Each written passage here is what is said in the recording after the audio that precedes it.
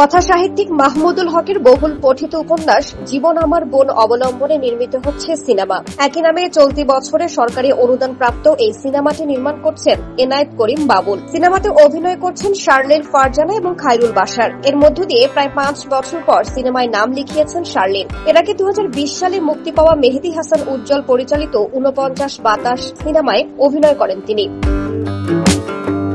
অন্যদিকে খায়রুল বাশারকে সবশেষ সিনেমায় দেখা গেছে গিয়াসউদ্দিন সেলিম পরিচালিত কাজল রেখাতে। শার্লিন বাশার জুটিকে একাধিক নাটকে দেখা গেলেও এবারই প্রথম বড় পর্দায় জুটি বাঁধলেন তারা। বর্তমানে ঢাকার অদূরে নবাবগঞ্জে চলছে ছবির শুটিং, এমনটা জানিয়েছেন তারা দুজনেই। খায়রুল বাশার বলেন, কথা সাহিত্যিক মাহমুদুল হকের জীবন আমার বোন উপন্যাস অবলম্বনে নির্মিত হচ্ছে এই সিনেমা। গত 20 জুলাই থেকে সিনেমাটির শুটিং করছি। আগামী মাসের প্রথম সপ্তাহ পর্যন্ত চলবে এই লটের কাজ। এখন পর্যন্ত যতটুকু শুটিং করেছি আমার কাছে বেশ ভালোই মনে হচ্ছে। শার্লিন ফারজানা বলেন, কাজটি নিয়ে কথা হচ্ছিল অনেকদিন ধরেই, এরপর শুটিং শুরু করে দিলাম। সেই 49 বাতাসের অনেকদিন পর আবার সিনেমায় কাজ। ভেবেছিলাম শুটিং শেষ করে তারপর সবাইকে জানাবো। 2 দিন শুটিং করেছি, এরপর এই সপ্তাহে আবার শুটিং এ অংশ নেব। উপন্যাস অবলম্বনে নির্মিত হচ্ছে এটি। একদম উপন্যাসের মতো করে একদম ধরে ধরে কাজ করা হচ্ছে।